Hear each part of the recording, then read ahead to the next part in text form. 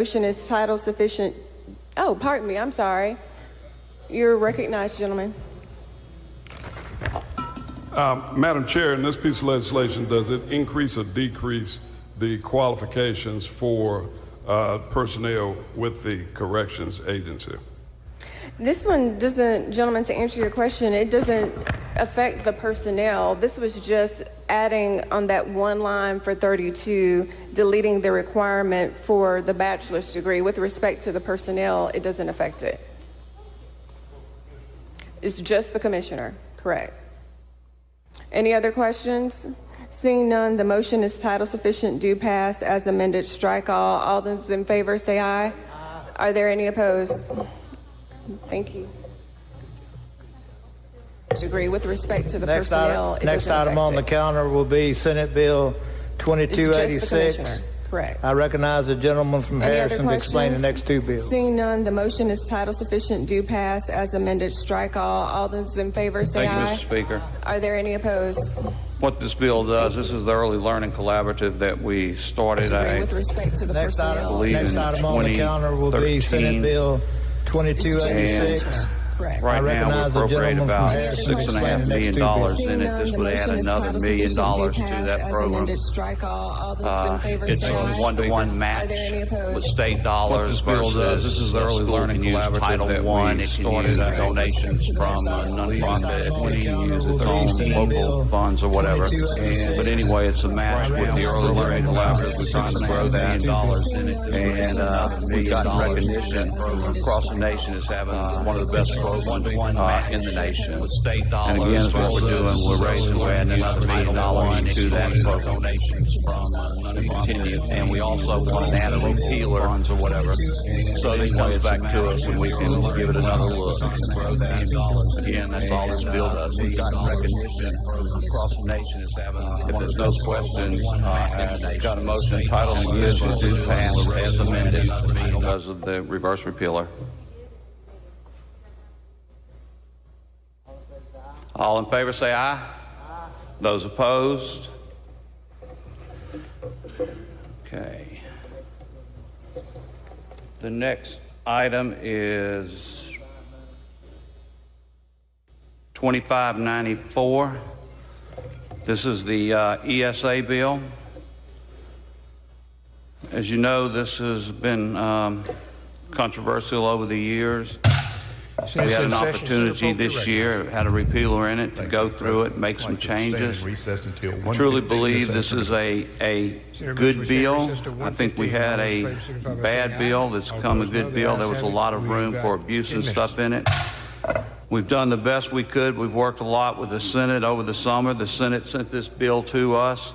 I'm going to go through the major changes in it real quick. And we'll start by Section 2, eligible student. Under current law, the student has to have an IEP at any time within 5 years. It reduces that time to 3 years and clarifies that a student must remain eligible for the ESA throughout those 3 years.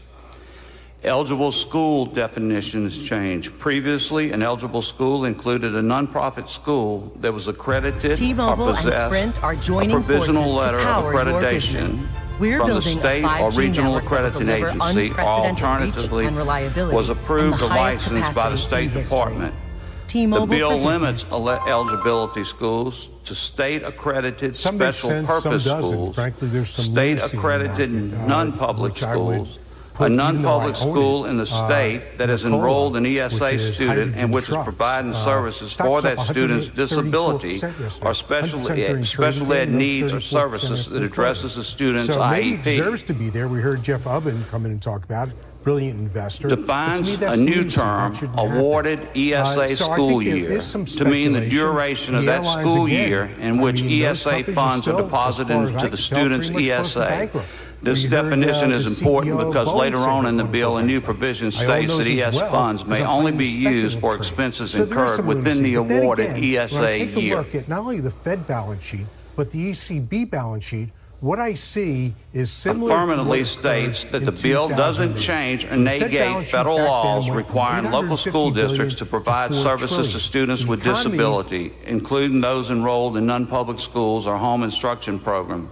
The state can't change federal requirements, and those federal laws are not affected by this bill. Requires reimbursement to local school districts that provide special education services to the ESA student enrolled in special purposes or non-public school, which must provide notice to the participating student's home school district when the student enrolls in the school with an ESA. People say, why do you have to tell the local school district if I'm going to another school? Because we have truancy laws. We have to know the kids in school somewhere or their home school. So that's the reason that's in there. What ESA funds may be used for? There was a lot of abuse with this. This tightens the provision requiring a parent to agree to provide an education in the basic subjects by deleting the current language that states that a parent only has to agree to such to the extent reasonably deemed appropriate by the parent. Requires the ESA school, this is section 3, requires the ESA school rather than the local school district to give notice of a parent that while participating in an ESA program, the student has no entitlement to the appropriate education from their home school district. Limits the use of ESA funds to expenses incurred in the awarded ESA school year, and clarifies what ESA funds may be used for.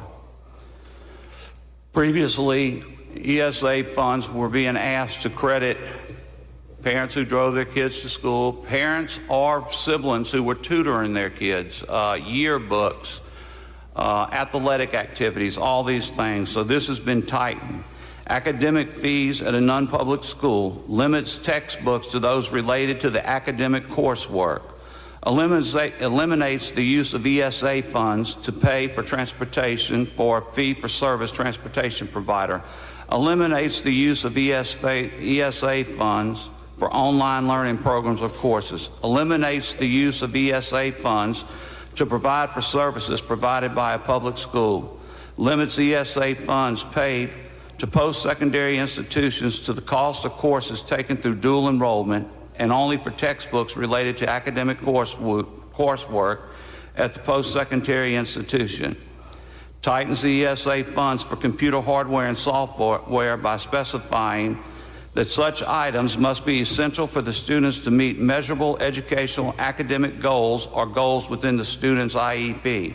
After the student is no longer in the ESA program, the computer hardware and software must be donated to a public school or library. Requires non-public schools and post-secondary education institutions participating in an ESA program to provide an original itemized receipt for qualifying expenses in the ESA student's parent, who must submit that original receipt to the State Department of Education. Deletes the provision that allows ESA funds to be used for a student to attend an out-of-state school. Funds remaining in an ESA student's account when the student returns to the home district be distributed to the student's home district at the end of the awarded ESA school year. In other words, the money follows the student. Eliminates the requirement for a lottery. Instead of the State Department will maintain a wait list. And as your name comes up on that wait list, in chronological order, that's how you will get an ESA. And let me say this, you hear about the wait list over and over. There hasn't been a wait list. There's been money turned over each year to the State Department of Education. And part of that reason is a person applies for an ESA, they're awarded the ESA, and then they never use it. So the State Department can't give that ESA to somebody else until they see or know that that is in there, and so it is turned back into the State Department of Education.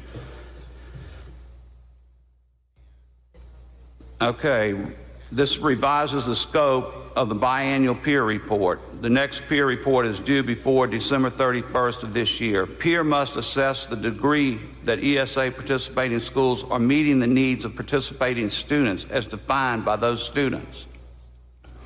Peer assessment of ESA students' academic performance must consider both pre-assessment and post-assessment review. Section 8, new additional requirements on schools. Require school to give parents, before a parent applies for enrollment, a record of the school's student achievement as well as the school's capacity to serve the ESA student within the scope of the student's IEP. Mandates ESA students take pre-assessment at the beginning of the school year and a post-assessment at the end of the year. Require schools to notify, and let me go back to that pre-assessment and all. You're talking about special needs kids and stuff. It may be as simple as being able to hold a spoon at the end of the year where they weren't able to at the beginning of the year. This isn't necessarily what you think of a traditional test, sitting down and taking a test on a computer. So it would be appropriate, but we've got to make sure that there are gains and there's accountability, that the students are getting what they need. Require school to notify the parent applying for an ESA program or parent waives the right of the participating student to an individual entitlement to a free and appropriate public school education from the student's home district, including special ed and related services. Upon enrollment of ESA, student requires the participating school to certify to the State Department of Education that it will provide services for the student's disability or special ed needs or services addressing the student. Section 9 requires participating schools of an ESA student parents to submit student performance data to the SDE at the end of the school year, which must include pre-assessment and post-assessment results. Section 12, this has a repealer in it to come back and be extended for 4 years. So we'll look at this again in 2024. And again, that is the major points of the bill. Again, I believe that this is a good bill. I think it does what was intended to do. And if there's a special needs kids out there, we're going to make sure that if the taxpayers' dollars are going to it, we're going to get a return for that buck, and the kid's going to get what they need. So, if there's any questions, I'll be happy to try to answer them. Otherwise, I got a motion. Title sufficient, do pass. Question, please. Thank you, Mr. Chairman. Just a quick question. You said something about out-of-state use of the monies. What's the current law incorporate? And I didn't quite catch what you had to say about that. Currently, you can go out of state. The new bill, you cannot go out of state. Will that not be a problem for some special needs families that live on bordering, like DeSoto County or a place like that, where you have services that? It possibly could be, but this was a decision that was made. It was sent over here. It was a compromise of a bill that's had a lot of controversy, and you got to realize when you say that, if there is a need, and I'm assuming you're talking about DeSoto County being on the Tennessee line, and we're not saying that we're not going to provide services. DeSoto County Schools probably has one of the best special ed departments in the state of Mississippi. So that student can go to that school. This is an option, and if there's a need there, I believe that a school will open up there. If your schools aren't providing services, I think you're going to get a school there. But anyway, this was a policy decision that was made, sent down to us, and it was just a policy decision. Well, I understand the desire for better transparency and accountability, and I support that. I just was a little worried, not just for DeSoto County, but other counties where you might have a special needs student and the family seeking services and nothing, the closest thing is across the state line. I'm afraid that it might hurt some of those families. Okay. Any other? If there's no other questions, title sufficient, do pass. All in favor, say aye. Those opposed, thank you.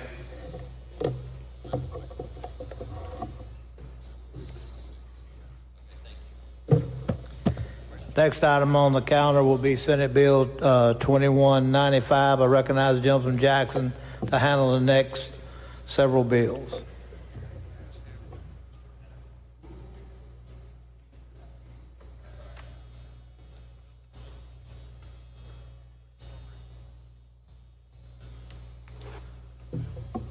Thank you, Mr. Chairman. Ladies and gentlemen, Senate Bill 2195 is a memorial highway designated a segment of Mississippi Highway 15 in Newton County for Judge Marcus D. Gordon. Any questions? The motion is title sufficient, do pass. All those in favor signify by saying aye. Any opposed? Senate Bill 2209 is a memorial highway to designate a portion of Old Highway 15, South Jack Street in Houston for Armis Hawkins. That's an explanation of the bill. Are there any questions? Motion is title sufficient, do pass. All those in favor signify by saying aye. Any opposed? Thank you.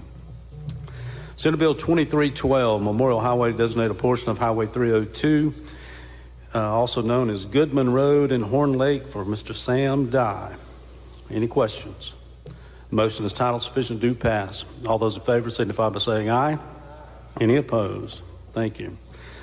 Senate Bill 2526, ex-offender provisional driver's license, provide for, this is an act to provide for a 6-month provisional driver's license issued by the Department of Public Safety to an applicant who has been released from incarceration after serving at least a year. It directs the Department of Corrections to identify eligible persons to apply for the provisional license. We also added in a couple of things that we had down on the House side where we are forcing DPS to recognize identification from MDOC for the purposes of getting a license, and we have set the time for 120 days for suspension of a license. That suspension starts the day that the judge says that. It's been delayed some in the past. So that's an explanation of the bill. Any questions? The motion is title sufficient, do pass. I'm sorry, gentleman from Washington.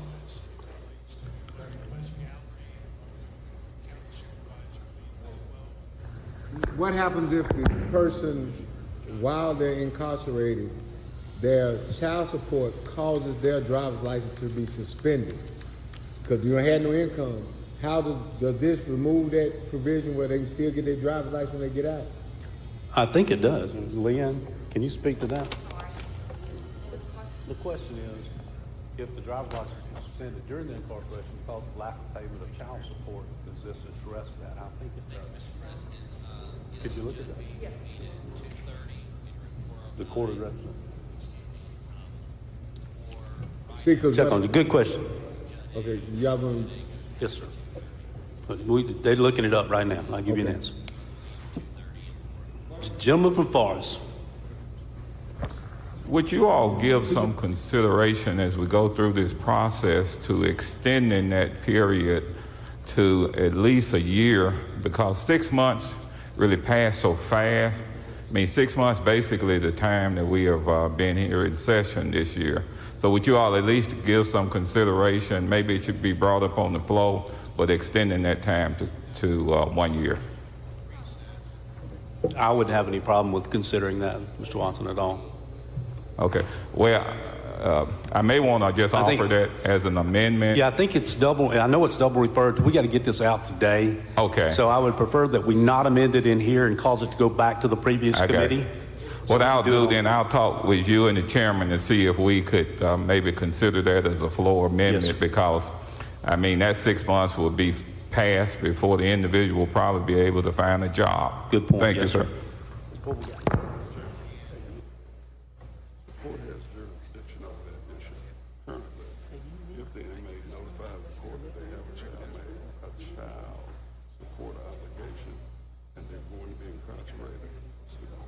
Suspend the application during the time of the incarceration and the license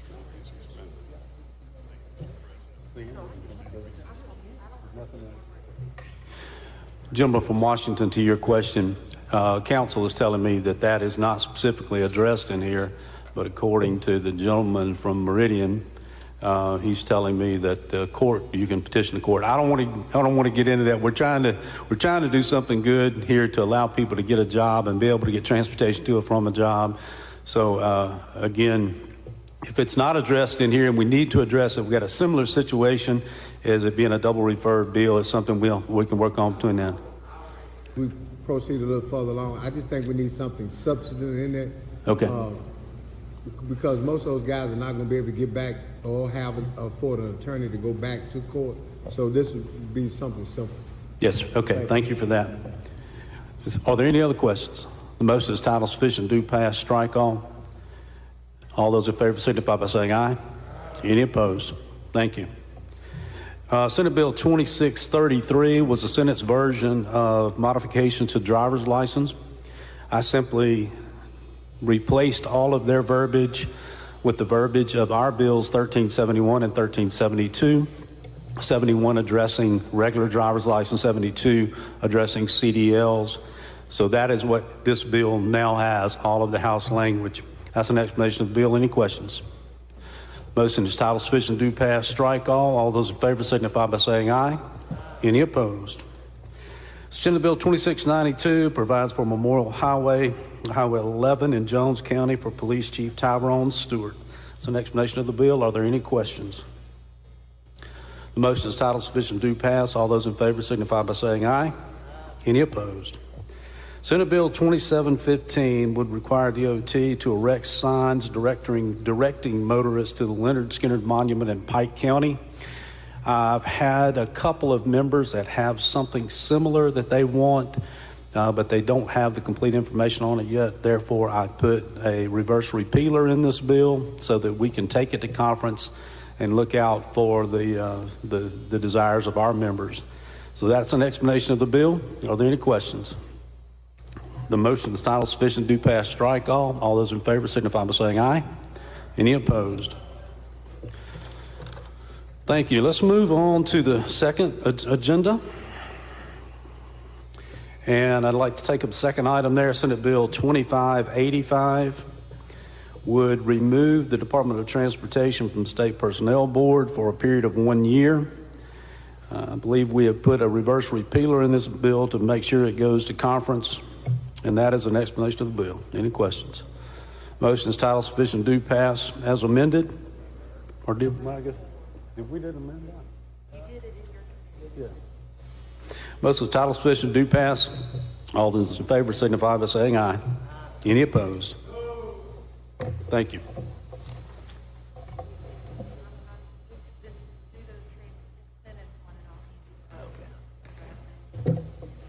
Okay, let's go back to agenda number 2, first item, and what this boils down, this is Senate Bill 2563.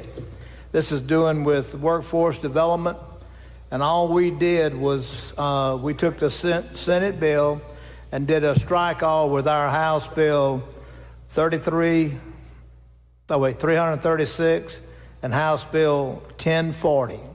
And we incorporated those as a strike all into the Senate bill, and that's all this bill does, and it has reverse repeal. And it's just dealing with workforce management, what we as a House had decided on earlier. And if there's no questions, I move, are there any questions? If not, title sufficient, do pass as amended. All in favor say aye. Opposed, the ayes have it.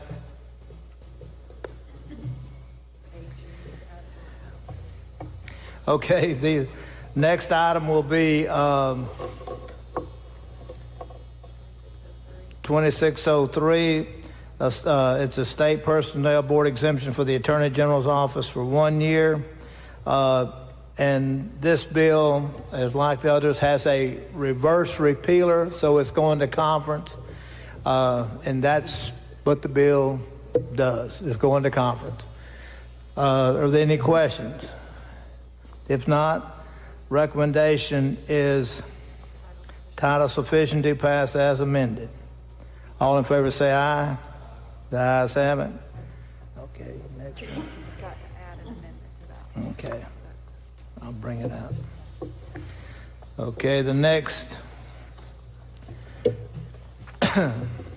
next bill on the agenda is Senate Bill 2792, Department of Corrections, exempt from 1 year.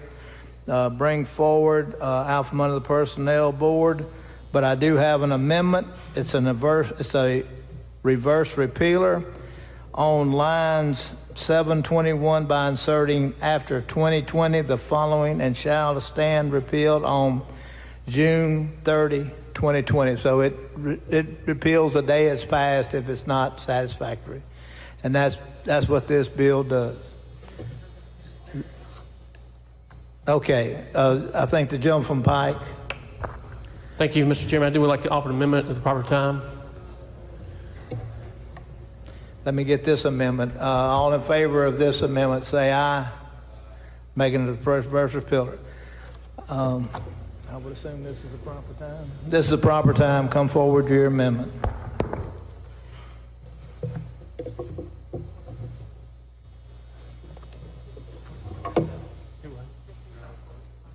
Thank you, Mr. Chairman. Thanks for letting me visit with you about this. We would like to add the Department of Health to this. They have come to me the last couple of weeks talking about the issues they're having, and we all would recognize and acknowledge how hard the agency has worked over the last 6 to 8 weeks. And so, as Mr. Chairman mentioned, this is a reverse repealer, so it's going to conference. So the amendment is strictly to offer to the Department of Health as well.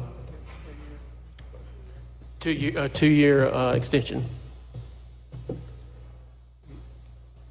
Any questions?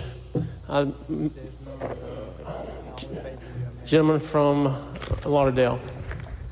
Thank you, Mr. Chairman. We're offering the amendment to offer exemptions from the Personnel Board. Well, the amendment takes, the legislation deals with taking the agency out from underneath the State Personnel Board. This amendment will also add the Department of Health. For 2 years. Correct, yes, sir. Thank you, gentlemen. Thank you. Any questions? Yes, sir. Gentleman from Holmes. Thank you, Mr. Chairman. Yeah. Yes, sir. Now, Chairman, I have a question. Now, how many years they've been from under the Personnel Board? They have not. No, okay. sir. DHS and CPS were. We let that legislation did not. It was coming up this year for extending the repealer. We chose not to at this time. And did they give you any reasons on why they felt like this was something that was needed? Yes, sir. And so I met with them. I probably talked to them 3 or 4 times a week the last 2 months, and just moving personnel around. They don't want to let anybody go, but obviously with the coronavirus, the tracing, going out and finding people who have the disease, the contact tracing, it's been a big issue, moving people around. And so that's the only intent of what they're wanting to do. And General, you know, we've been having this dance for years. Is there anything in statute now that would allow them to do that without us passing this statute? Not to my understanding, no, sir. To be able to move employees around? Can they move people around now? I think also the goal is just flexibility. And they are losing some employees to different agencies based on salary requirements. And so I think we all acknowledge how hard this agency is working. And so, again, the intent is for them not to relieve anybody of their duties, but just simply to move them around, have more flexibility. Thank you, gentlemen. Gentleman from Forest. Thank you, Mr. Chairman. Now, this is Senate Bill number 2792. Yes, sir. Okay. Now, it's a double referred bill, so yes, it would have to go back to correction? We're only adding this because they've already offered a reverse repealer, so it's got to go back anyway. Okay, so they plan to, they're going to have to go back anyway. Yes, sir. Okay. Now, you're saying the reason for this is what has happened with respect to the COVID virus. Yes, sir. That is my understanding. That's when we have met several times, and this issue had come up only after the last 2 months. Yeah, give me an example of what could be done under this amendment under this bill, if it's amended, that you can't not do now? Well, I think, again, moving employees around is a challenge. I think giving them more flexibility, and there's no doubt that they are, some of their employees are making less than other agencies. And so, for example, what I was told is you for the past 2 months, these employees have worked probably 14, 16 hours a day. So is it easy for them to go somewhere else and make a little more money and not work those 16 hours? And so does this allow some employees to have more flexibility, to see a difference in pay? So all of that is going to be discussions. But I think his request to me, I think, was sincere, because by telling me what all they've been doing with the contact tracing, with the moving people around, I think it makes sense to further these discussions. And again, that's why you've got a reverse repealer in here to continue these discussions.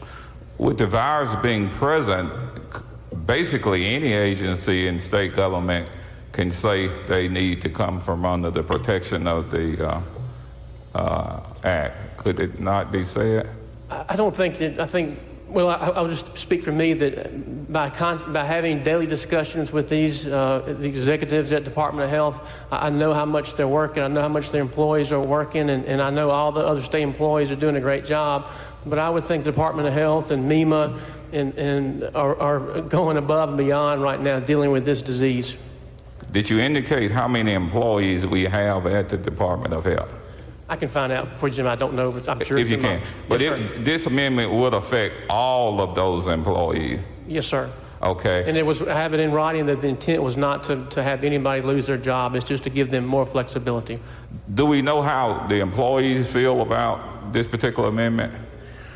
Well, gentlemen, as you know, you've been here many more years than I have. We're here to set policy, and so I think if the employees will acknowledge how hard their whole agency is working. Many of the employees are working 12 to 14, 16 hours a day, and I tell you, this agency, because of the leadership, has just gone above and beyond. And when you talk to them, and they're working over the weekend, getting hospital. I know many of you, I've talked about hospital information, and they're working over the weekend to get us that information. And so I'm convinced the leadership is in place at this agency, and the request is sincere. And they are doing everything they can to protect us from the disease, but also, gentlemen, give us the information that we need. Thank you, sir. Yes, sir. Gentleman from Minnesota. Thank you, Mr. Chairman. Just a quick question. I agree they have been working hard and probably need to be compensated, but are there any kind of guarantees that if they were given the latitude to increase pay scales or change positions or whatever, that a year from now, when this is no longer an issue, that they continue to receive the same pay going forward? I mean, what kind of grandfathering is there for any changes they make coming out from underneath the personnel board? I mean, Jim, there's no guarantee ever like that in state government. No other questions on the amendment? All in favor say aye. All opposed, motion carries. Ayes have it. Chairs, do y'all want to roll? Title sufficient, do pass as amended is the final recommendation. Any questions on the bill? If not, all in favor say aye. Opposed? Everybody's not voting. All in favor say aye.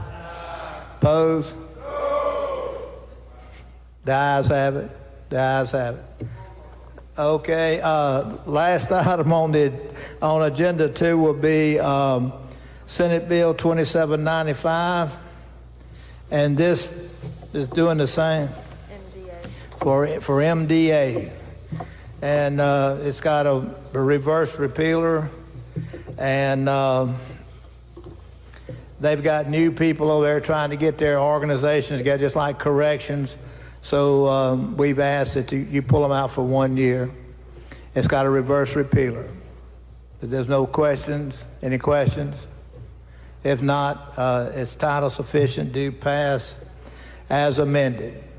All in favor say aye. The ayes have it. And that concludes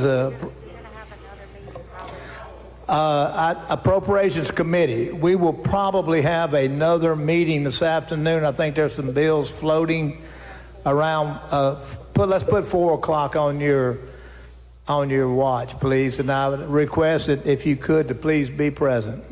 And I thank y'all for being here, and I appreciate y'all allowing me to serve as your chairman. Thank y'all very much. Rise and report.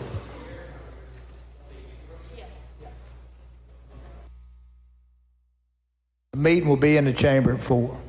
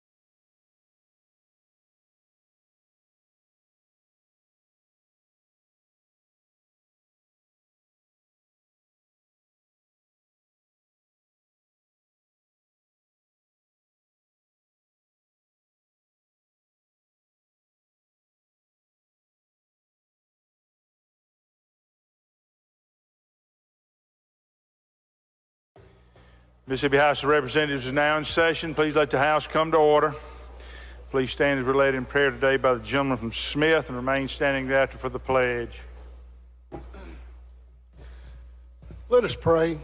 Our Heavenly Father, we're just so thankful for the blessing of this day. Father, we thank you for this country. We thank you for our freedoms. And Father, I lift up our country and ask that you give us peace. I ask that you give us justice. And Father, I pray for each member here today. I pray that you give us a temperament to where we can engage one another with respect and courtesy. And Father, I pray that everything we do here today and throughout this session is pleasing to you. And Father, I ask that you lead us, guide us, and direct us in all that we do. We ask these things in Jesus' name, amen. Join me in the pledge. Attention, salute, pledge. Pledge allegiance to the flag of the United States of America and to the republic for which it stands, one nation, under God, indivisible, with liberty and justice for all. Good job. Thank you, sir. Open machine, Madam Clerk.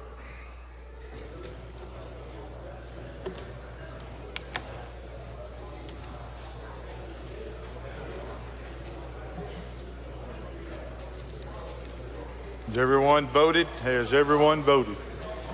Closed machine, Madam Clerk. There's a quorum present, Mr. Speaker. Thank you, Mr. Clerk. We'll have the reading of the journal. Gentleman from Rankin moves we dispense with the reading of the journal. All in favor say aye. Opposed, nay. The ayes have it. Report of select committees. We have none, Mr. Speaker. Report of standing committee. We have reports on the counter, Mr. Speaker. Introductions of bills and constitutional amendments. Gentleman from I ask Brown. unanimous consent to dispense with the reading of the introductions. Is there objection? Hearing none, we will do that. Resolutions, petitions, memorials, and other papers. We have none, Mr. Speaker. Thank you, Mr. Clerk. This time we'll have the introductions of guests and visitors. Gentleman from Jackson, Mr. Busby. Thank you, Mr. Speaker. I have the pleasure of introducing our doctor of the day today.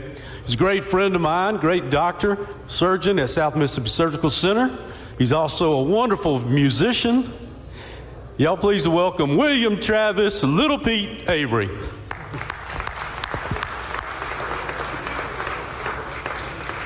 Thank you, Doctor. We appreciate your service to us today. Any other introductions?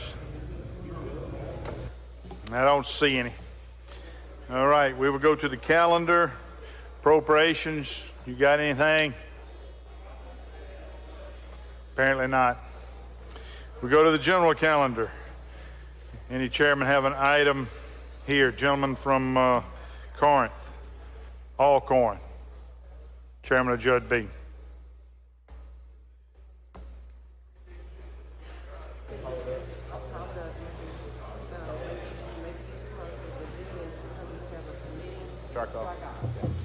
Thank you, Mr. Speaker. I'm going to go to item number 48, Senate Bill 2658. Call it up, make the usual motion. Gentleman calls bill up, moves the rules be suspended. Bill considered and gross read the third time, placed on final passage. All in favor say aye. Opposed, nay. The ayes have it. Gentleman recognized. Mr. Speaker, I have a committee strike all that I would like to be considered in lieu of the bill. You're recognized to present the strike call.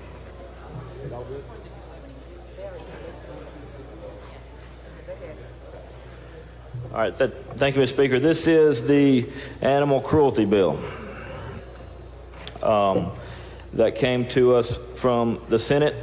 The bill provides for increased penalties for basically injuring, hurting, crushing, suffocating, any type of negligent act or tortious act toward a dog or domesticated animal or cat.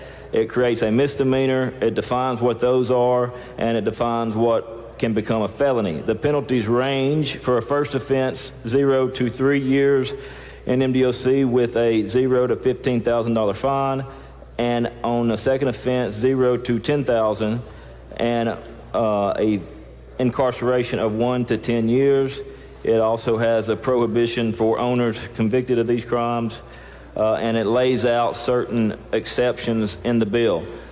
Also, a part of this bill is House Bill 1559, which this body passed back before we halted. That is the human trafficking bill.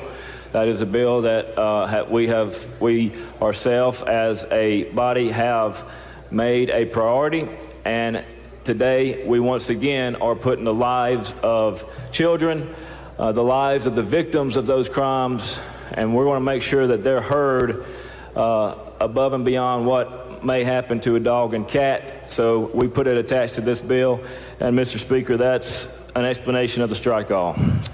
Questions on the bill. Gentleman Lauderdale, you have made questions? a priority, and today we once again Thank you, are Mr. putting Speaker. the Gentleman, would you yield? Yes, sir. I'm a little confused here. You know, we live in this great state of Mississippi, and in 2658, language starts out with domesticated dogs and cats. Yes. Well, gentlemen, I have you to know that I have some colleagues that live in the 1 and the 2 districts. They don't know a whole lot about dogs and cats up there, but they do know a whole lot about cocks. Mm-hmm. Gentlemen, is this domesticated language inclusive of? I think it's limited to dog and cats. Dogs and cats. No, that's correct, yeah. Thank you, All right, I don't see.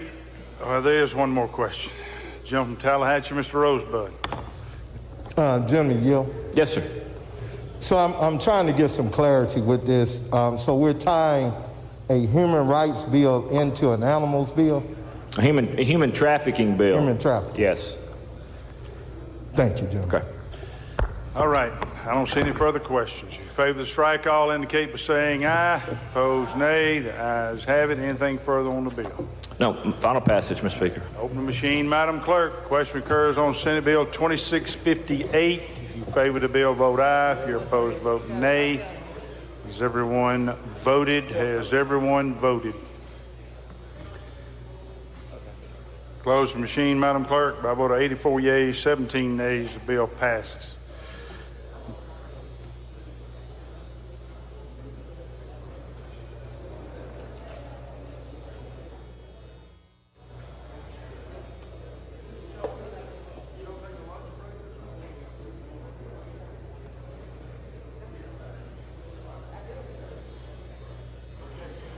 Gentleman yields the floor.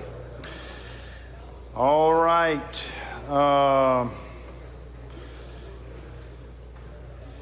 Any other item? Any chairman wishes to take up? I don't see any. Announcements, Mr. Clerk. Announcements, Madam Clerk.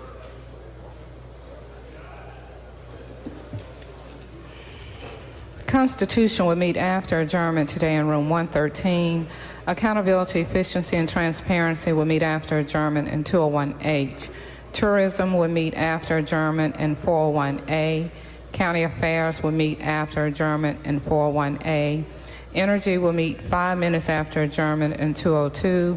The Full Education Committee will meet 5 minutes after adjournment in room 114. Judiciary B will meet 15 minutes after adjournment in 113. Drug Policy will meet 15 minutes after adjournment in 114. Conservation and Water Resources will meet 30 minutes after adjournment in 103. Apportionment and Elections will meet 30 minutes after adjournment in 401A. The Full Ways and Means Committee will meet at 3 o'clock today in the House Chamber, and Appropriations Full Committee will meet at 4 today in the House Chamber. Announcements by the members. Gentleman from Calhoun, Mr. Beckett. Gentleman from Grenada, Mr. Horan. Thank you, Mr. Speaker. Corrections will meet 30 minutes after adjournment. Gentleman from Rankin, Mr. Powell. Thank you, Mr. Speaker. Energy will be meeting in room 204. That will give us a little bit more room to spread out. So 5 minutes after adjournment. Gentleman from DeSoto, Mr. Eubanks. Thank you, Mr. Speaker. Ladies and gentlemen of the House, I've got a get well card for our brother Lee Yancey. I'll be circulating it around this week, so please be sure and come by and sign and give him a little encouragement. Any further announcements? I don't see any. Recognize the gentleman from Oxford, Mr. DeWeese, for the motion. Make a motion this House stand adjourned until 10 a.m. tomorrow. There you go. All in favor say aye. Opposed, nay. The ayes have it. House adjourned until 10 a.m. tomorrow.